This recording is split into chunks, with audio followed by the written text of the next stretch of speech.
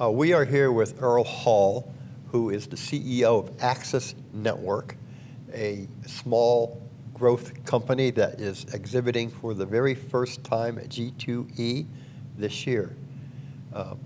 Earle, a lot has happened in your company since we spoke last.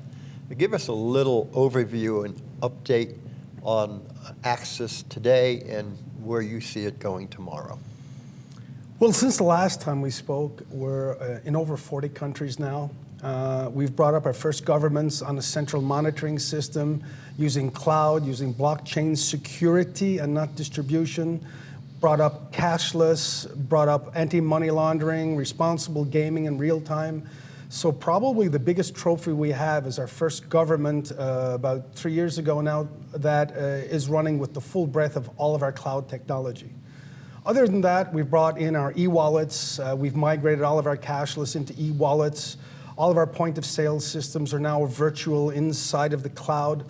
So what we've really done, COVID, even though it was a disastrous time for our industry, we really used it to invest everything we could to get a jump start on what we knew was coming post-COVID, which was enhanced security, getting ready for digital transactions, and everything we needed to make sure that when the industry started to emerge out of this unprecedented crisis, that we were ready to give them the solutions to make more money and, more importantly, be more safer than they are now.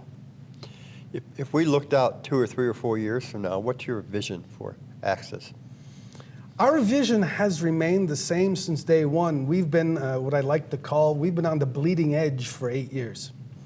Our vision in the beginning was not to be a slot machine provider, not to be a table game provider. We wanted to be another ERP system from the cloud.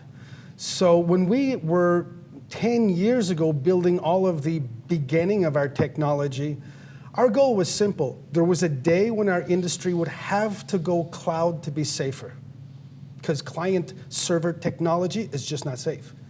The second thing is the Salesforces of this world, the Adeslans of this world, everybody was building professional-grade app stores so that they could bring in best-of-breed products on top of a platform.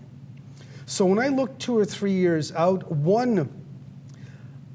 I'm humbled to say that I'm pretty sure we'll be one of the consolidating factors in our industry of systems going forward.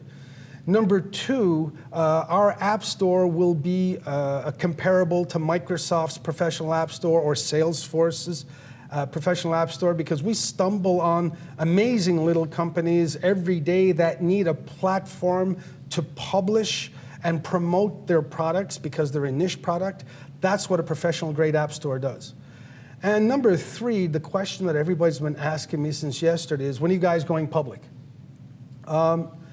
It is on our radar to go public because that's how you join the senior cadre of our industry. As well, that's how you continue to fuel investment to pick up the companies that need the platform that we offer. So that's 2 or 3 years out for us. Okay, great. That's always good to know. And that's always our standard question to you.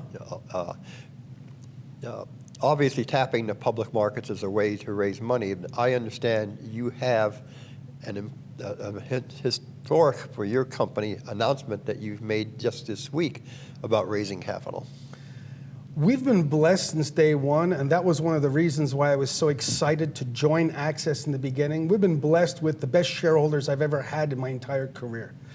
And from the beginning, what they told us is, do not worry about money, build your technology, get your client base, get clients in as many countries as you can so that your data is as heterogeneous as possible. And when you hit the inflection point, we'll write the check. And we went into the inflection point of strong growth last summer. So last summer, our shareholders got together and said, are you guys ready for your first real check? And we said, yes, we have this app to build, we have this platform to build, we have this acquisition we're looking at. And in early September, the decision was made that the first $20 million would be put into the company.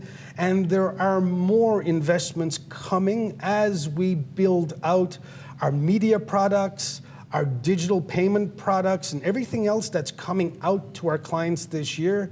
The investment is already ready to go.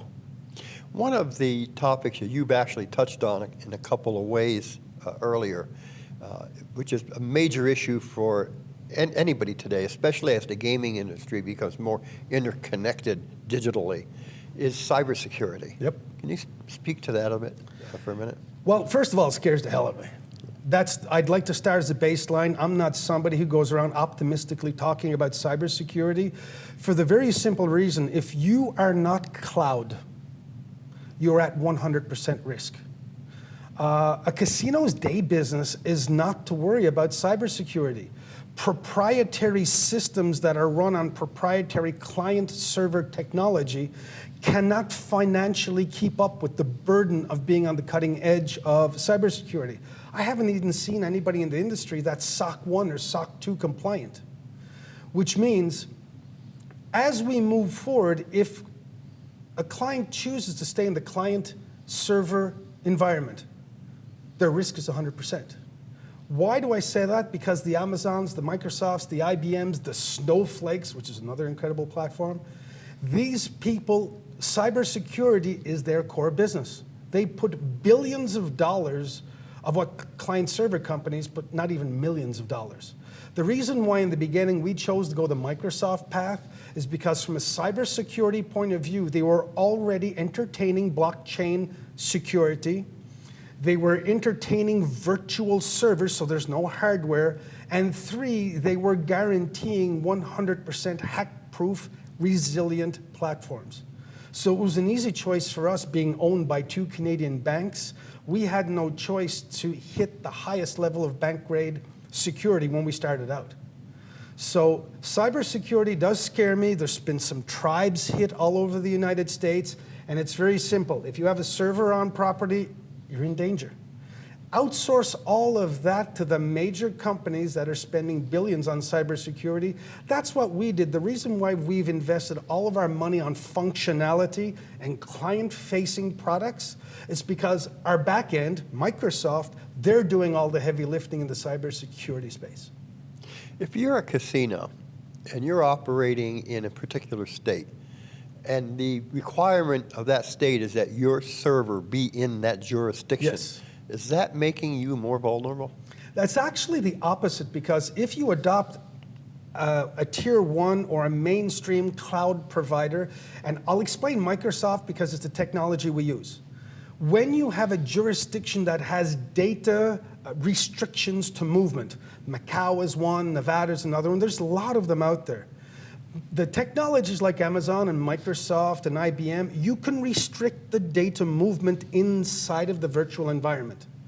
I'll give you an example of Nevada. Everybody knows that Nevada has a beautiful switch installation for cloud that covers all of the Microsoft products. Well, all you have to do is all of the data that's coming out of the slot machines in that jurisdiction, the IP addresses, the telephone numbers, they're restricted, so the data has to go in to the cloud infrastructure that is in that jurisdiction. It's called multi-tenant technology, which is inherent to Microsoft technology. That's what we use as well.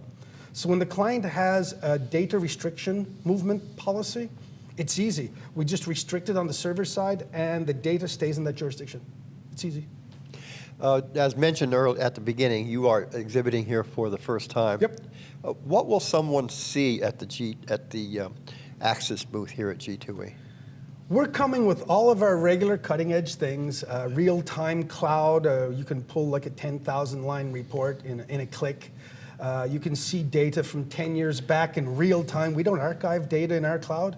Other than that, probably the cool thing is even though I'm a fan of QR codes for menus and stuff, it's not secure enough for what we do on the e-wallet side. So you'll see our tap-and-go technology for our e-wallets. You'll see money streaming in from outside, going into the machine, coming back out. Things that we've been doing now for 8 or 9 years that our clients weren't ready for. So e-wallets, point-of-sale devices, you'll see real-time cashless. Another thing we have in our booth, we've partnered up with QCI, Quick Custom Intelligence, for the reason being is that our clients have to get out of Excel sheets. They have to get into real-time business analytics, so they're getting alerts, they're getting event alerts, they're getting warnings of things that are going on in real time, that in the current world, it takes weeks to do this analysis. Whether it be a flag for anti-money laundering, it could be anything, a jackpot payout. We partnered up with QCI, so another thing you'll see in our booth is you'll see our cloud talking to the QCI cloud in real time, where we already have several clients around the United States that are using the analytics from QCI coming directly out of our cloud. So that's another exciting thing we have, besides the big buzzword this year, which is cashless, that we've been doing since cashless wasn't cool. So. Right. It's a very great overview. Thank you.